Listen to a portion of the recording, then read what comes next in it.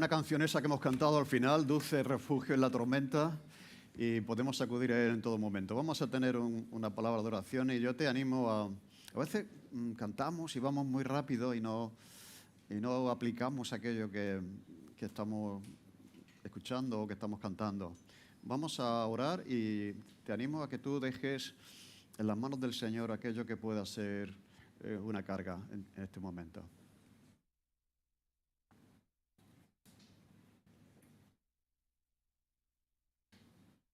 Te agradecemos, Señor, que eres nuestro refugio, lo has sido a lo largo de nuestra vida y lo vas a seguir siendo.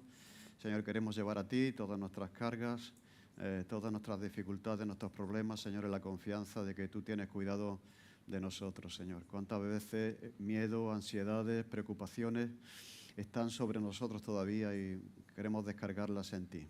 Gracias, Señor, porque eres bueno con nosotros. En el nombre de Jesús, amén. Muy bien, seguimos con la serie El día que nació la Iglesia. Hoy el título, vamos a hacer un descanso. No sé si os está pareciendo como muy largo el tema de la serie. Vamos a ver el libro de Hechos, creo que es pertinente. Pero vamos a hacer un descanso en el verano, digo que así que ya podemos luego lo retomamos, ¿no? Porque no quisiéramos dejarlo a mitad de camino. Pero ahora el domingo tenemos ya otros temas y vamos a tener 2 o 3 antes del verano. En el verano descansamos y luego ya veremos, ¿de acuerdo? Pero estamos en un punto muy importante. El título de la charla de hoy es La iglesia que Jesús quería. Si analizamos el libro de los Hechos, hasta aquí, hasta este momento, hoy va a pasar algo que no es lo que Jesús quería. Si eso va adelante, no es la iglesia que Jesús quería, ¿de acuerdo? Pero hasta aquí, pues podemos decir que todo el Señor va edificando su iglesia como había prometido, ¿de acuerdo? Y la iglesia está en camino de ir hasta lo último de la tierra con el Evangelio. Gente se convierte, nuevas comunidades surgen. Por lo tanto, podríamos decir que las cosas van como Jesús quería.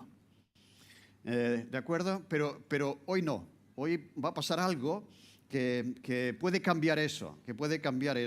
¿De acuerdo? Y esto hace que la iglesia no sea como Jesús quiere. O sea, podemos dar por cierto, ¿no?, que como somos la iglesia del Señor, pues tenemos que ser como Jesús quiere. Pues no. Porque puede haber maneras que no son las que Jesús quiere. Y a veces yo creo que puedo entender a aquellas personas que dicen, oye, mira, mi problema no es con Dios, mi problema es con la iglesia. No es con Dios, yo soy creyente, yo creo que Dios existe, pero he tenido una mala experiencia en la iglesia. Y yo creo que deberíamos escuchar eso, porque con frecuencia la iglesia puede dar una imagen de ser una entidad muy negativa, que todo es no y no. O sea, la iglesia puede tener ese estilo, esa manera de ser negativa. O puede ser la iglesia legalista, ¿no? O sea, aquello de que, bueno, pues si tú quieres ser como nosotros, tienes que hacer esto y esto. Y si no, no eres como nosotros. Y entonces es como imponer una serie de cosas sobre las espaldas de las personas, sobre los hombros de las personas, que de verdad que son difíciles de llevar. Pero por otra parte, es así como tienes que ser cristiano. Y si no eres así, yo me acuerdo cuando yo conocí al Señor, que llevar el pelo largo estaba mal visto. Y entonces lo adecuado era llevar el pelo de una manera y ponerte determinada ropa y no maquillarte, pues, y estas cosas, que eso lo hemos vivido todo. Entonces es como añadir a una fe verdadera, sincera, pues una serie de condicionantes que si no los cumple, pues no eres como nosotros, ¿de acuerdo? Entonces eso es el legalismo. También la intransigencia. Puede haber intransigencia por parte de la iglesia respecto a las personas. Y intransigencia de parte de unos cristianos respecto a otros. ¿De acuerdo? ¿Sí o no? Sí. Y también puede haber racismo. Digo, bueno, ¿cómo? ¿Racismo en la iglesia? Pues sí, mira, hay aquí un testimonio de Gandhi, él publicó una biografía en la India y en esa autobiografía dice que cuando era estudiante en Londres, en Inglaterra, quedó impresionado al leer los evangelios. Cuando él leyó los evangelios, aquello le impresionó y pensó seriamente en bautizarse y en hacerse cristiano y en hacerse miembro de esa iglesia, de la iglesia cristiana. Pensaba que en el cristianismo estaba la solución de los prejuicios raciales y las diferencias de castas que afectan a la India y a África, el África del Sur, ¿de acuerdo? Y en todo el mundo, el racismo, etcétera, ¿no? Dice, un domingo por la mañana, Gandhi fue a una iglesia cristiana que estaba cerca y tenía el propósito de hablar con el pastor al terminar la reunión para hacerse cristiano. Cuando entró al templo, la persona encargada de la recepción se negó a proporcionarle un asiento y le sugirió que fuera a una iglesia de negros que había cerca de su casa. ¿De acuerdo? Gandhi salió de aquel lugar para no volver más. Y él dijo, si también los cristianos tienen diferencias de clase, permaneceré siendo hindú y desde allí enfrentaré el mal que aqueja a mi nación. El racismo dentro de la iglesia. Y el orgullo de nosotros somos los buenos, los de fuera son los malos, ¿de acuerdo? La crítica, este tipo de cosas, ¿no? Y tenemos que reconocer que este tipo de iglesia ha hecho daño y sigue haciendo daño. Y la gente llega a decir, yo no quiero tener nada que ver con la iglesia. Yo creo en Dios, pero yo no quiero tener nada que ver con la iglesia. ¿De acuerdo? Y podemos decir que esa no es la iglesia, y yo estoy de acuerdo con esas personas cuando hacen ese valor. Y tenemos que hacer autoanálisis, ¿no? A ver, somos la iglesia que Jesús quería. Y yo creo que Jesús tampoco estaba de acuerdo con ese tipo de iglesia, porque ese tipo de cristianismo y ese tipo de iglesia no se parecen en nada a cómo fue Jesús y al estilo que Jesús quiere que tengan las iglesias de Jesús, ¿de acuerdo? Así que esto es, sin embargo, siendo así, es un peligro. Es un peligro y la iglesia y el cristiano puede tener esa tendencia a ser negativo, a ser crítico, a ser poco paciente, a tener poca gracia con aquellos que no lo son. No hay más que echar un vistazo a Facebook para ver algunos comentarios de cristianos que dice uno, pero de verdad, pero ¿cómo puedes comentar eso? Un cristiano tiene que tener unos principios, unos valores, una manera de escribir, una manera de expresarse. De verdad que te estás echando piedras sobre tu fe, sobre tus convicciones, ¿no? Entonces, a veces uno lee cosas y ve conductas que uno dice, esto no es. Dice Juan de Jesús que él estaba lleno de gracia y de verdad. O sea, la gracia y la verdad son como una moneda de dos caras. O sea, uno puede defender una verdad, pero hacerlo con gracia. No con orgullo, no con superioridad, ¿me entendéis? ¿No? Etcétera, etcétera. Entonces, el estilo de Jesús debe ser la iglesia que él quiere, una iglesia llena de verdad, pero también llena de gracia al mismo tiempo. ¿De acuerdo? Sin embargo, Jesús enfrentó esas posiciones con mucha frecuencia durante su ministerio. Esos fariseos legalistas que imponían sobre la gente cargas que Jesús les dijo que ni ellos eran capaces de llevar. Así que Jesús combatió ese estilo legalista de los fariseos durante todo su ministerio. Y ahora resulta que este problema se introduce en la iglesia de Jerusalén. Esto está pasando en la iglesia de Jerusalén.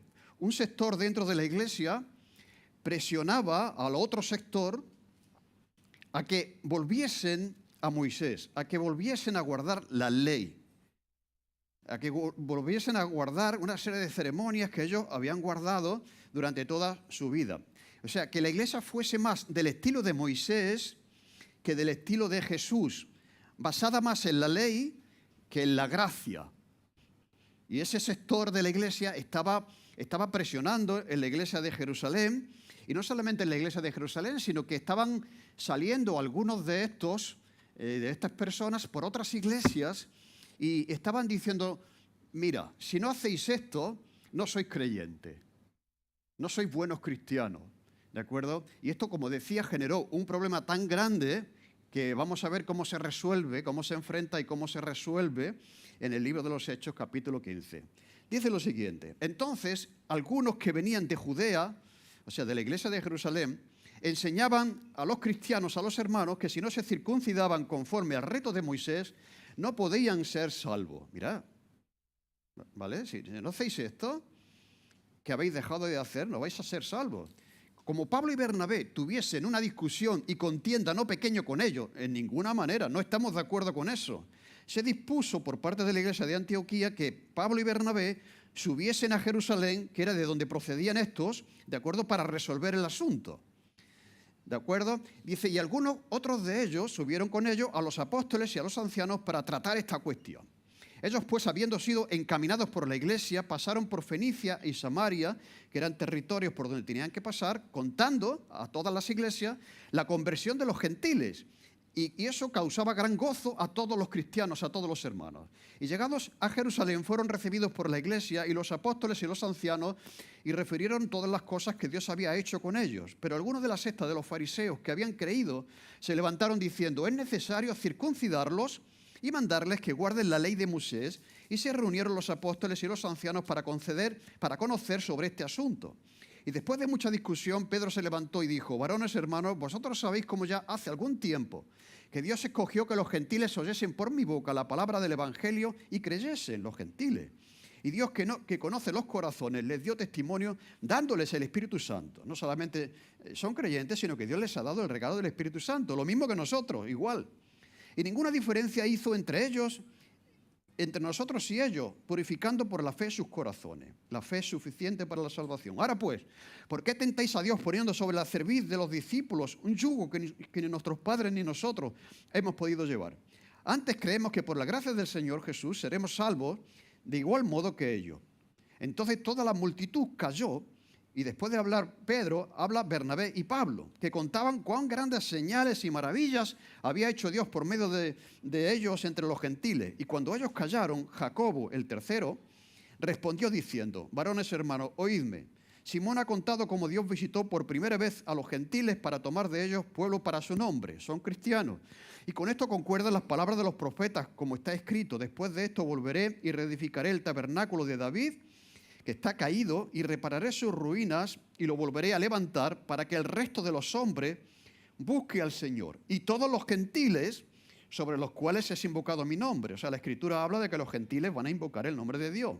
Dice el Señor que hace conocer todo esto desde tiempos antiguos, por lo cual yo juzgo que no se inquiete a los gentiles que se convierten a Dios, sino que se les escriba que se aparten de las contaminaciones de los ídolos, de fornicación, de ahogado y de sangre. Porque Moisés desde tiempos antiguos tiene cada ciudad quien le predique en la sinagoga donde es leído cada día de reposo. Entonces pareció bien a los apóstoles y a los ancianos con toda la iglesia elegir de entre ellos varones y enviarlos a Antioquía con Pablo y Bernabé, a Judas, que tenía por sobrenombre Barsabás, y a Silas, varones principales entre los hermanos. Estos eran de la iglesia de Jerusalén. Y escribir por conducto de ellos una carta. Y la carta decía lo siguiente, los apóstoles y los ancianos y los hermanos de entre los gentiles que están en Antioquía, en Siria, en Cilicia, salud, por cuanto hemos oído que algunos que han salido de nosotros, a los cuales no dimos orden, os han inquietado con palabras, perturbando vuestras almas, mandando circuncidaros y guardar la ley, nos ha parecido bien, habiendo llegado a un acuerdo, elegir varones y enviarlos a vosotros con nuestros amados hermanos Bernabé y Pablo, hombres que han expuesto su vida por el nombre de nuestro Señor Jesucristo. Así que enviamos a Judas y a Silas, los cuales también de palabra os harán saber lo mismo. Porque ha parecido bien al Espíritu Santo y a nosotros no imponeros ninguna carga más que estas cosas necesarias, que os abstengáis de lo sacrificado a los ídolos, de sangre, de ahogado y de fornicación, de las cuales cosas si os guardaréis, bien haréis, pasadlo bien. El final de la carta, ¿de acuerdo? Así pues, los que fueron enviados descendieron a Antioquía y reunieron a la congregación, entregaron la carta, y habiendo leído la cual, se regocijaron por la consolación. Y Judas y Silas, como ellos también eran profetas, consolaron y confirmaron a los hermanos con abundancia de palabras. Y pasando allí algún tiempo, fueron despedidos en paz por los hermanos para volver a aquellos que los habían enviado. Mas a Silas les pareció bien quedarse allí. Y Pablo y Bernabé continuaron en Antioquía enseñando la palabra del Señor y anunciando el Evangelio con otros mucho. Mira, un problema se está introduciendo en la iglesia que puede cambiar el rumbo, que puede hacer de esta iglesia una iglesia diferente a la que Jesús quería. ¿De acuerdo? Pero un problema que se enfrenta, que se ataja, que se resuelve y para que sea como tiene que ser, para que la iglesia sea como Jesús quería que fuese. ¿De acuerdo? Dice aquí el texto que hemos leído que algunos que venían de Judea, algunos que vienen de Jerusalén, de la iglesia de Jerusalén, o sea, vienen de Antioquía. Ya vimos el otro día en el plano que está lejos. O sea, que no era gente que solamente mantenían una posición dentro de Jerusalén, sino que la difundían, ¿de acuerdo?, por otros lugares, por otras iglesias. Y aquí este grupo de personas van a la iglesia de Antioquía, que era la iglesia que había enviado a Pablo y Bernabé a ese viaje misionero, y entonces dice a los creyentes, a los hermanos que hay allí, que si no se circuncidan conforme al rito de Moisés, no podéis ser salvos. Esto de la circuncisión ya os dije que si tenéis una pregunta que le preguntéis a vuestros padres, ¿vale? ya le habéis preguntado, ya os han dicho lo que es eso, ¿no? Mira, en el Antiguo Testamento era una señal del pacto. O sea, si tú querías realmente demostrar que tú eres cristiano, pues te circuncidabas. Era señal del pacto abrahámico del Antiguo Testamento. Ahora, la señal del pacto en el Nuevo Testamento es el bautismo. Cuando tú te bautizas, ¿de acuerdo? Pues tú estás dando testimonio público de que eres cristiano, de que eres salvo. ¿De acuerdo? Pero entonces ellos estaban diciendo que no era suficiente con aceptar al Señor por la fe, sino que tenían que circuncidarse conforme al rito de Moisés y hacían una afirmación muy tajante, ¿no? Si no, no podéis ser salvos. O sea, es como llegar a alguien y decir, tú no eres creyente. Si tú no vives o te peinas así o te vistes así, tú no eres cristiano. O sea, es que es una afirmación bastante fuerte, ¿no? Ahora vemos aquí a Pablo y Bernabé que están alcanzando a miles de judíos, de gentiles, están haciendo un gran trabajo, mucha gente se está convirtiendo y muchas iglesias se están abriendo. Pero hay algunos, dice Lucas, que vienen de esa iglesia de Jerusalén, que dicen ser enviados por los apóstoles. ¿Por qué digo eso? Porque más adelante hemos leído que los apóstoles dicen que ellos no les han enviado, que iban por su propia cuenta, ¿de acuerdo? Pero ellos dicen, para tener más autoridad, que les envían los apóstoles, y dice el texto que logran turbar la paz y la fe de algunos cristianos de la iglesia. Esto es lo que ocurre, que cuando ponemos en duda la salvación de alguien, pues la persona se turba, pierde la paz, pierde la seguridad, pierde la confianza. Bueno, entonces, ¿qué pasa? ¿Me ama el Señor? ¿No me ama? ¿Es suficiente lo que he hecho? ¿No es suficiente? ¿Tengo que hacer algo para que Dios me quiera más que de lo que me quiere ahora? ¿Tengo que hacer esto, aquello, aquellas cosas, de acuerdo, que a veces se imponen? Y entonces realmente estaban perturbados. ¿Quiénes eran estos? Pues estos eran judíos que se habían convertido, que antes habían sido fariseos y que probablemente habían debatido con Jesús. ¿De acuerdo? Y hubo un momento en el libro de los Hechos que dice que ya los fariseos se convertían, pero llevaban una mochila sobre sus espaldas que les costaba mucho trabajo quitarse, ¿de acuerdo? Y seguían manteniendo pues esa convicción de que era necesario para ser salvo, pues ser salvo por las obras, guardando la ley de Moisés, ¿de acuerdo? Entonces esto, cada vez que tenían una oportunidad, o sea, si invitaban a alguien a su casa a tomar café, ¡ay, qué bueno que haber conocido al Señor! Sí, pero que sepas que si no, tú no eres un buen cristiano, si no, no eres salvo. Y claro, entonces la persona se iba de aquella casa con el corazón encogido. Entonces iba a la iglesia, oye, mira, que me ha pasado esto. Entonces aquello generó tal desconcierto en la iglesia de Antioquía que dijeron, esto hay que resolverlo. ¿De acuerdo? Porque hay un montón de gentiles que se están convirtiendo. Vamos a obligarles a que se hagan judíos para ser aceptados por los judíos, ¿me entendéis? Entonces, no podéis ser salvos. Así que empiezan a dudar de su salvación y empiezan a imponerle pues, exigencias, y una de ellas es que tienen que hacerse judíos y cumplir con las tradiciones que ellos tenían para ser verdaderamente cristianos. Mira, lo que realmente pasaba en palabras de ahora es, a menos que no te acoples a nosotros, que seas como nosotros, que vivas como nosotros, que asumas nuestras costumbres, nuestras tradiciones, no solamente no vas a ser de nosotros, sino que tampoco puedes ser cristiano. No solamente no eres de los nuestros, sino que tampoco eres creyente, un verdadero creyente. ¿Me entendéis? es que esto tenía miga, porque esto iba a convertir, si esto va adelante, va a convertirse en una iglesia clasista, de una iglesia que desprecia a todos aquellos que no son judíos e impone, ¿de acuerdo? Entonces, claro, tú le dices a un gentil, oye, mira, si quieres ser salvo tienes que circuncidarte, y dice, no, gracias. ¿Me entendéis? Yo anda ya. Y si quieres ser salvo tienes que venir a Jerusalén 3 veces al año, porque hay una fiesta, tienes que guardar la Pascua. No. Y bueno, y eso de la circuncisión, ¿sabéis? Lo que duele eso, uy, madre mía. Pero eso era. Entonces, es convertir a la iglesia en algo que no era lo que Jesús quería, ¿de acuerdo? Es una iglesia que cuando viene un gentil dice, mire, una calle más abajo hay una iglesia para usted. Pero esta no es la iglesia suya. Va usted más abajo. Allí es la iglesia de los gentiles. Aquí está la iglesia de los buenos, de los judíos de pura raza, ¿eh? Los que han nacido en una parte del mundo que es mejor que la otra. ¿Ven? Todo eso es lo que iba a ser la iglesia si esta posición pues va adelante. Y dice que Pablo y Bernabé, que han visto con sus ojos que Dios estaba salvando a los gentiles, que entienden el Antiguo Testamento, ¿de acuerdo? Y que saben que Dios, cuando envió a Jonás a predicar, ¿a quién envió Dios? A Jonás, a los gentiles.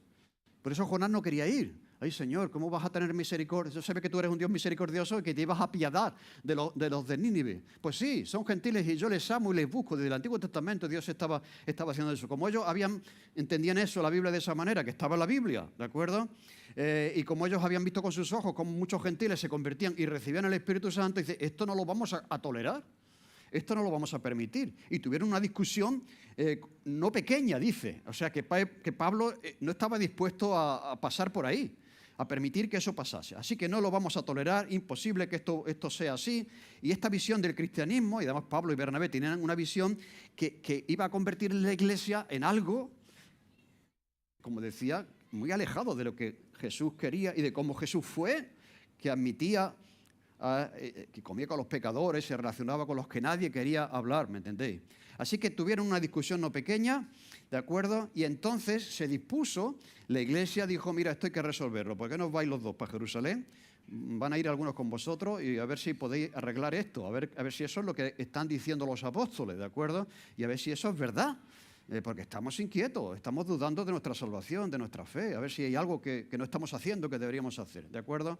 Así que los líderes de la iglesia vieron que estaba en juego no solamente la salvación de los que eran creyentes, sino también en juego la salvación de los que iban a ser más adelante. Y en juego la manera de ser iglesia en aquel tiempo. La iglesia sería otra cosa. Así que suben a Jerusalén. Entonces, cuando suben a Jerusalén, versículo 3, dice que contaron por todo el camino y esto generaba gozo. Mirad, que las iglesias de Samaria entendían que esto era así, ciertamente, que los gentiles eran admitidos a la salvación y eran salvos y se alegraron, es verdad, eso es así, ¿de acuerdo? Se alegraban mucho de que eso estaba pasando, pero había un sector que no se alegraba. Llegaron a Jerusalén, fueron recibidos por la iglesia, los apóstoles y los ancianos, y refirieron todas las cosas que Dios había hecho con ellos. Aquí tenemos ya ese liderazgo definido, que vemos aquí que ese liderazgo de la iglesia de Jerusalén estaba formado por los apóstoles y por los ancianos. Y a ellos hablan con los líderes de la iglesia, los apóstoles y los ancianos, acerca de ese viaje misionero que acababan de realizar, donde han ido por Chipre y por otros lugares de Turquía, y iglesias se han abierto y los gentiles se han convertido. Pero mirad, versículo 5, algunos de la secta de los fariseos están escuchando esto, ¿de acuerdo? Y se levantan y dicen, no, Pablo, eso no es así.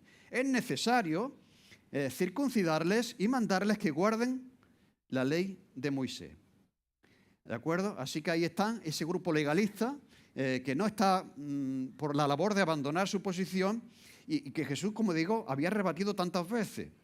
Y tienen un estilo más de Moisés que de Jesús. Ellos aprecian más la propuesta de Moisés que la propuesta que estaba haciendo Jesús. O sea, la ley por encima de la gracia. No la gracia, sino la ley. ¿De acuerdo? Y yo digo que esto es algo que se puede ser así. Mira, una persona que sea legalista en su vida antes de ser cristiano, probablemente esa persona que es intolerante, que continuamente está, probablemente cuando va a la iglesia siga siendo así.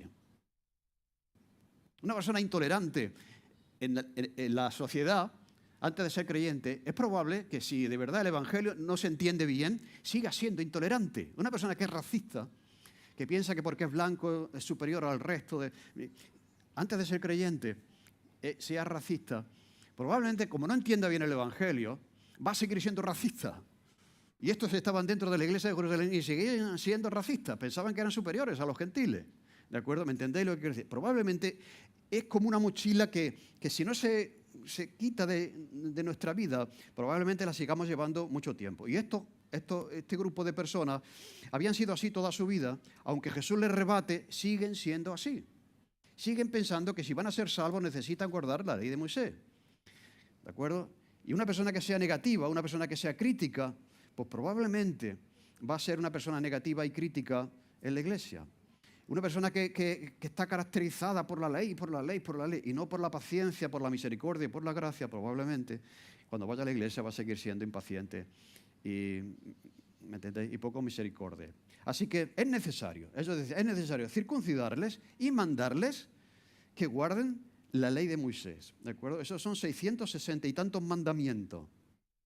O sea, el sábado no puedes, tienes que guardar el sábado, no puedes llevar, si se te cae el buey en un agujero no lo puedes sacar porque eso sería pecado, no sé qué, si anda un metro más el sábado ya estás pecando, pero, tienes que lavarte las manos antes de comer, no sé, cosas que tú que decías que aquello era una angustia. Es como la religión hace eso. La religión genera angustia a la gente, porque es que hay tantas cosas que Dios, madre mía, ¿me entendéis? Entonces, pues, es necesario que guarde la ley. Dice, y se reunieron los apóstoles y los ancianos para conocer estas cosas. Hubo una reunión y después de mucha discusión, Pedro, mira, aquí aparecen tres personajes. Pedro dice, varones hermanos, vosotros sabéis cómo ya hace algún tiempo que Dios escogió a los gentiles oyendo por mi boca la palabra del evangelio y creyesen. Pero Pedro aquí no dijo, pero yo también tenía problemas con esto. Porque cuando el Señor me dice que vaya a casa de un gentil, a casa de Cornelio, ¿de acuerdo? Dice, yo no voy. Y, ¿me entendéis? Necesitó que bajara un lienzo 3 veces y que viniera una voz del cielo, ¿de acuerdo? Y que dijese, Pedro, lo que yo he limpiado, no lo llames tú sucio. O sea, que entonces, pero aquí eso ahí no lo dice, ¿no? Dice, pero al final él entendió eso, pero dice no, yo realmente era uno como ellos. Y además os digo una cosa, todavía se mantuvo un poco así, porque más adelante Pablo tiene que hablar con Pedro y dice, eres un hipócrita, porque tú dices que somos todos iguales, pero ten mucho cuidado para que no te vean los judíos, no te juntas con los gentiles, no vas a casa de los... ¿Me entendéis? Y Pablo tiene que tirar un poco de las orejas a Pedro, que todavía tiene esa mochila sobre sus espaldas. Entonces, pues se reúnen los apóstoles, Pedro dice que yo soy testigo de cómo Dios ha salvado a Cornelio, el Espíritu Santo ha venido sobre ellos, ahora pues, ¿por qué tentáis a Dios poniendo sobre ellos estas cargas que nosotros no hemos podido llevar? Así que creemos que por la gracia del Señor somos salvos, la salvación por la fe y no por las obras. De igual modo que ellos, somos iguales. Entonces la multitud se calló. Así que Pedro da testimonio, aunque le costó, como decía, aceptar eso, pero al final lo reconoce. Ahora se levantan Bernabé y Pablo y cuentan lo que Dios ha hecho en el mundo gentil. O sea, todo lo que hemos hecho, todas las iglesias, todos los convertidos, ahora tenemos que decirles que no vale eso, que tienen que volver, ¿me entendéis? Entonces ellos dan testimonio de eso, de Pablo y Bernabé en su primer viaje misionero. Y cuando ellos callan, cuando Pablo y Bernabé callan, Jacobo toma una decisión. Dice uno, ¿y quién es Jacobo? Pues Jacobo era el pastor de la iglesia de Jerusalén, era el hermano de Jesús, el que escribió el libro de Santiago, que era una persona, cuando resucitó Jesús, él no era creyente, él no creía en Jesús hasta que resucitó. Y cuando Jesús resucitó, se convenció y se convirtió, ¿de acuerdo? Y llegó a ser una persona tan apreciada que fue el responsable de la iglesia de Jerusalén, el pastor de la iglesia de Jerusalén. Como digo, y él fue el que presidía esa reunión. No fue Pedro como papa. Mirad, este es un concilio, el primer concilio de la iglesia que se hace en Jerusalén, y no fue Pedro el que lo presidió. como papa, sino que fue Santiago, el hermano del Señor, que ya era pastor de la iglesia de Jerusalén. Y entonces él lo que hace ya es una conclusión. No dice, bueno, vamos a votar esto. A ver, los que estén a favor de la circuncisión aquí. Bueno, pues venga, vamos a ver. No. Hemos escuchado esto, hemos valorado esto, conocemos la Biblia y esta es la decisión. Y la decisión es la siguiente. Simón ha contado cómo Dios visitó por primera vez a los gentiles para tomar de ellos pueblo para su nombre. Y con esto concuerdan las palabras de los profetas, como está escrito. Después de esto volveré y reedificaré el tabernáculo de David, que está caído, y repararé su ruina y lo volveré a levantar para que el resto de los hombres busque al Señor. Todos los hombres buscan al Señor. Y todos los gentiles sobre los cuales es invocado mi nombre, dice el Señor, que hace conocer todo esto desde tiempos antiguos. Por lo cual yo juzgo que no se inquiete a los gentiles que se convierten al Señor. Dejad de molestarlos. No les molestéis más, no les impongáis nada, son salvos. Son hijos de Dios, son de los nuestros, ¿de acuerdo? ¿De acuerdo? Y entonces, después de Pablo, Bernabé y Santiago, pues yo juzgo, yo decido que no se inquiete. No hay que poner trabas, obstáculos, imponer más reglas o costumbres a aquellos que ya son cristianos. Y yo me imagino que ese grupo estaba diciendo allí, no estoy de acuerdo mucho, pero esa fue la decisión. No estaban de acuerdo porque todo esto sigue. Y Pablo en Gálatas tiene que hablar de los judaizantes, aquellos que todavía quieren hacer judíos a los que se han convertido. Así que esto fue algo que la Iglesia tuvo que estar enfrentando todavía más adelante, ¿de acuerdo? Así que no hay que hacer eso, sino que se les escriba que se aparten de la contaminación de los ídolos, de la fornicación, de ahogado y de sangre. Porque Moisés desde tiempos antiguos tiene en cada ciudad quien lo predique en la sinagoga donde es leído cada día de reposo. Mira, esto fue una decisión salomónica, muy interesante, muy sabia. No era necesario abstenerse de estas cosas. ¿Entendéis lo que quiero decir? Porque luego Pablo más adelante diría, aquellos que tenían problemas de ir a la carnicería tenían que preguntar, oiga, quiero 1 kilo de solomillo, pero ¿esto ha sido ofrecido a los ídolos o no? No, mire, el carnicero, sí, esto ha sido porque se solían ofrecer los animales a los dioses y después se vendía la carnicería. Claro, sí, eso ha sido ofrecido a la diosa Diana, ¿no? Ah, pues entonces no puedo comprar esa carne. Dame medio kilo de... este tipo de cosas, ¿no? Y Pablo dice, mira, Cristo ha superado todo eso. ¿De acuerdo? Él es perfecto, ha superado todo eso. De todo lo que hay en la carnicería, comed.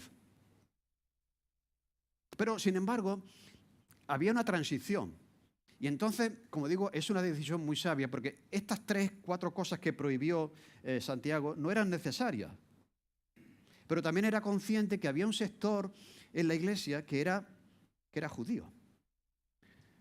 ¿De acuerdo? Entonces, lo que estaba haciendo aquí es decir, mira, para no ofender a este grupo, ¿de acuerdo?, que para ellos lo peor de todo era eso, estas cosas. Dice, vamos a abstenernos. No lo prohibimos, pero vamos por el bien de la iglesia. Mira, esto es un principio muy interesante. Porque claro, hay personas que, mira un ejemplo, hay gente que dice, no, el beber vino es pecado. ¿Vale? Vale, pues si tú vas a comer a su casa, no te vayas con una botella de vino. ¿No? Porque sería una muestra de falta de sensibilidad hacia alguien que él entiende, que luego Pablo diría que eso es... pero que él entiende que eso... Pues entonces, cuando tú vas, tómate un poquito de vino en tu casa, pero no ofendas. O sea, si tú vas a comer a casa de un judío que considera que eso es ofrecido a esa carne, pues... ¿Me entiendes? Entonces, es una decisión muy sabia, porque sin ser necesario... Pero por amor a este sector, porque era lo que más les ofendía, pidieron a los gentiles, ¿de acuerdo?, que procurasen no ofender y no hacer eso delante de a ver si ahora vosotros, los gentiles, vais a veniros arriba y vais ¿me entendéis? Entonces es muy sabio. Y eso es un principio, como digo, que se aplica en muchas áreas de la vida.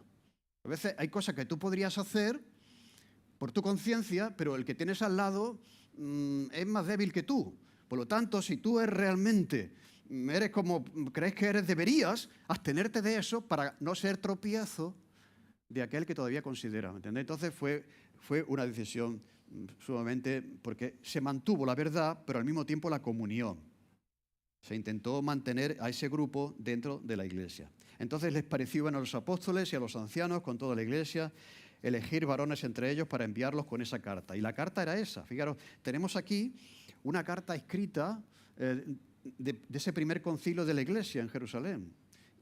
Una carta que luego se difundió por todas las iglesias, porque claro, todas las iglesias estaban esperando, bueno, a ver si está bien lo que hemos hecho, a ver si hay algo que tenemos que hacer, a ver si Dios no nos ha perdonado todavía, ¿me entendéis? Entonces, vamos a mandar una carta con unos emisarios y la carta dice lo siguiente: los apóstoles y los ancianos y los hermanos, a los hermanos de entre los gentiles que están en Antioquía, en Siria y en Cilicia, ¿veis?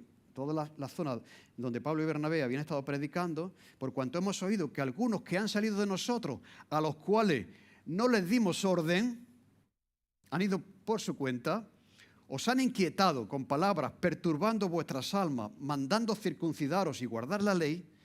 Mirad, nos ha parecido bien, habiendo llegado a un acuerdo, elegir varones y enviarlos a vosotros con nuestros amados Bernabé y Pablo, hombres que han expuesto su vida por el nombre de nuestro Señor Jesucristo. Así que enviamos también a Judas y a Silas, que eran de la iglesia de Jerusalén, para que representasen a la iglesia de Jerusalén en esto, los cuales también os harán saber la decisión que hemos tomado. Porque ha parecido bien al Espíritu Santo y a nosotros no imponeros ninguna carga más que estas cosas necesarias, que os tengáis de esto y de eso, ¿no? Así que una decisión fantástica que mantuvo la verdad y al mismo tiempo la comunión de la Iglesia, difundida a través de una carta con unos emisarios que venían, podríamos decir que eran oficiales, no, porque la gente puede decir, claro, es que Pablo y Bernabé esto se lo han inventado. No, no, vienen emisarios también de la Iglesia de Jerusalén, donde están los apóstoles, y este es el acuerdo al que hemos llegado. Así que la manera de mantener la convivencia, de mantener la unidad. La manera de ser, esto favoreció, mira, aquí esta decisión determinó el futuro de la Iglesia. Si gana el sector este de Moisés, la Iglesia no hubiera sido lo que ahora es. ¿Me entendéis? O sea, esto fue sumamente importante, fue una decisión que determinó grandemente el futuro de la Iglesia. Una Iglesia caracterizada por la gracia y al estilo de Jesús y no tanto al estilo de Moisés. Así que fueron enviados, descendieron, reunieron a la congregación de Antioquía, les entregan la carta y habiendo leído la cual, dice, ¿qué hacen? Se regocijan por la consolación. O sea, quiere decir que aquello fue siempre la gracia. Hace que te relajes. Qué bien, de verdad. ¿Cómo puede ser salvo? Sé bueno. Mire usted, estoy siendo bueno, tiene que ser más bueno. Mire usted que ya, pues todavía más bueno. Madre mía, ¿no? Y decir, mira, la salvación es por la gracia, no por las obras de la ley. Mira, aquello te quita un peso de encima. ¿De acuerdo? Aquella mujer que, pobrecita, iba a ser apedreada, ¿no? ¿De acuerdo? Y el que esté libre de pecado, que tire la primera piedra. ¿De acuerdo? Y ahora Jesús dice, mujer, ¿alguien? No, nadie. Vete, no peques más. Eso fue la gracia de Jesús. Esa mujer se fue de allí, ¿no? Como se va una persona que entiende que la salvación es por la gracia, ¿no? No por las obras que nosotros podamos hacer. Ahora, esa salvación por gracia nos lleva a hacer buenas obras, pero no para la salvación, sino como demostración de que realmente hemos entendido la salvación y el Evangelio. Así que aquellos que habían sido perturbados, inquietados, pues ahora se regocijan y se consuelan. Eso es la gracia, una iglesia de gracia. El legalismo, el negativismo, la crítica, inquieta, perturba la fe y el alma de la gente. La gracia trae alegría y consuelo. Usted es bienvenido. Todos somos pecadores, redimidos por gracia. Oye, pero ¿qué me tengo que poner? ¿Traje? Yo a veces me pregunto, oye, ¿cómo tengo que ir vestido? Yo me tuve bien vestido. Pero aquí no te vamos a decir que la manera cristiana de vestirse es con chaqueta, corbata y pantalón de pinza. Como sea un chino, ya no, eso no se ajusta al estilo, ¿me entendéis lo que quiero decir? O sea, mire usted, aquí no imponemos este tipo de reglas. ¿Entendéis lo que quiero decir? O sea, Dios le ama a usted tal como es y ya el Evangelio se ocupará de hacer los cambios que tenga que hacer en la vida de las personas. ¿Me entendéis? Pero no, si usted no pasa por ahí, usted no puede pasar, no. No, no, eso no fue lo que hizo Jesús. Por lo tanto, la iglesia de Jerusalén es un ejemplo para nosotros. Y de verdad os digo que esto tenemos que mantenernos vigilantes, ¿no? Porque esto pasa. A veces las tradiciones de las iglesias, las costumbres que las iglesias han mantenido con el tiempo, ¿de acuerdo?, pesan más que lo que dice la Biblia. ¿A que sí? Y estas tradiciones y costumbres determinan más lo que es un cristiano y lo que no lo es, ¿de acuerdo? Entonces, tenemos que preguntarnos, ¿cuál es el estilo que nosotros tenemos como iglesia? ¿Somos de Cristo o somos de Moisés? ¿Qué cosas también de nuestra tradición, de nuestra cultura, pueden ser un obstáculo para aquellos que no son de la tradición evangélica? ¿Entendéis? De la cultura evangélica. Y mirad, voy a sugerir aquí algunos peligros, ya termino. Enfocarse en los de adentro y no en los de afuera. O sea, el énfasis de este grupo no estaba en alcanzar a gente de fuera, en alcanzar a los gentiles. Era conservar las tradiciones de los de dentro. Aunque eso supusiese que no ganasen a nadie de fuera. ¿Entendéis? Se enfatizaban más las tradiciones que ellos habían mantenido con el tiempo, lo que no había que hacer, más que pensar en aquellos que todavía no habían conocido el Evangelio. Así que maneras de vestir, manera de comportarnos, manera de tratar a los que no son cristianos, las tradiciones que tenemos, las tradiciones musicales, este tipo de cosas, ¿no? A veces puede ser enfocarse más en nuestras tradiciones. Mira, hubo un tiempo en el que tener una batería en una iglesia era un sumo pecado. ¿Me entendéis? Porque antes no había batería. Mira, esto es un ejemplo que dice uno, pero lo que está diciendo Pepe, el pastor, esto no. Sí. O sea, costó mucho tener un grupo, ¿no? Claro, dice, pero no, es que lo correcto es el armonio. Pero es que, claro, en tiempos de la iglesia primitiva no había armonio.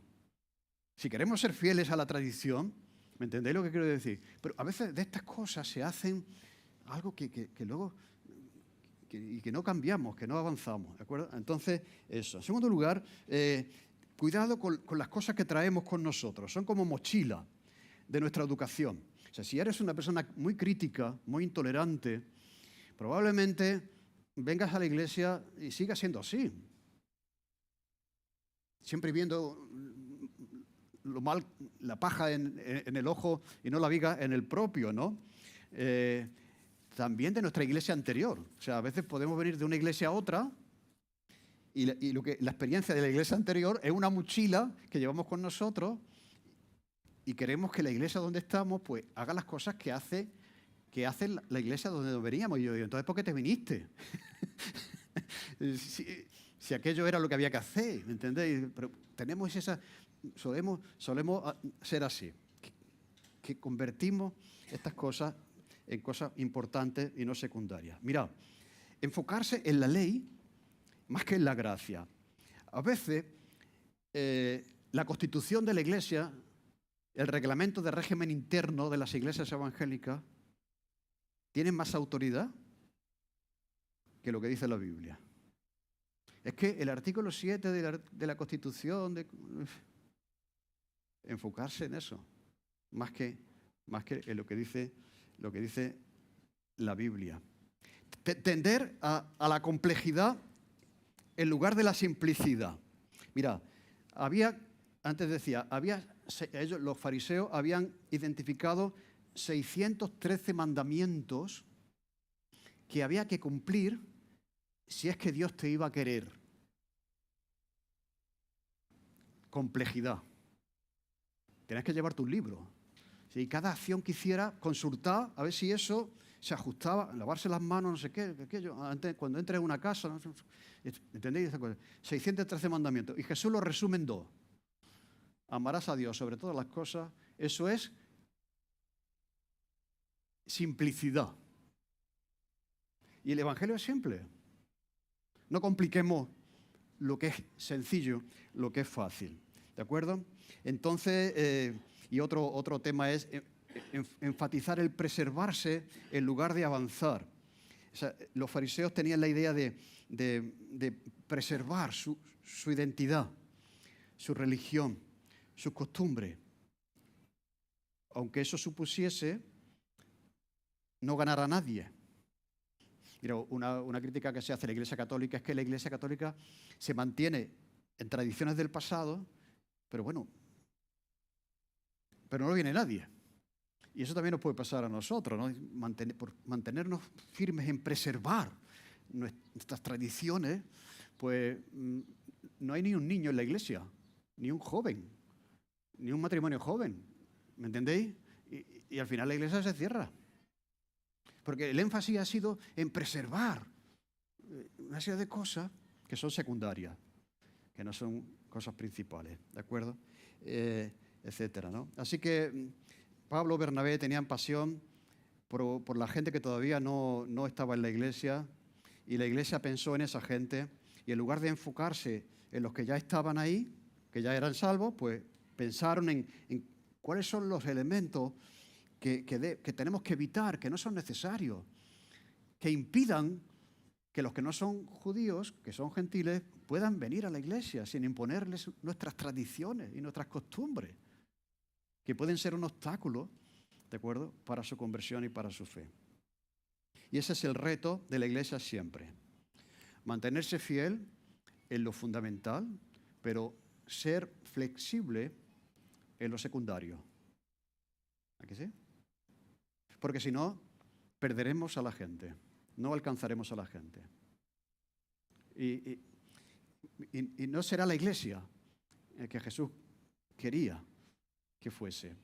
Así que el Señor nos dé mucha sabiduría y que nos haga pensar en los que todavía no son cristianos, en ser sencillos, en ser graciosos, no en el sentido de chistosos, sino aplicar la gracia, la paciencia con aquellas personas que todavía están en un proceso de conocimiento de la verdad, etcétera, etcétera, ¿no? Para que encuentren una comunidad que en lugar de rechazarles, pues que les abrazan y que les reciben tal como son. Amén. Señor, gracias por la palabra de hoy, Señor, que realmente no es algo que quede en la historia del pasado, es actual, es una manera de ser cristiano, es una manera también de ser iglesia. Ayúdanos, Señor, a aplicar estos principios a nuestra realidad hoy, Señor, y que no se nos olvide que la sencillez del Evangelio, la importancia del amor, de la paciencia, de la misericordia y de la gracia para con aquellos que todavía no son cristianos. Señor, ayúdanos a tener el estilo de Jesús, que esta iglesia, para que pueda tener esta manera de ser que tú tuviste con los pecadores. Te lo pedimos en el nombre de Jesús. Amén.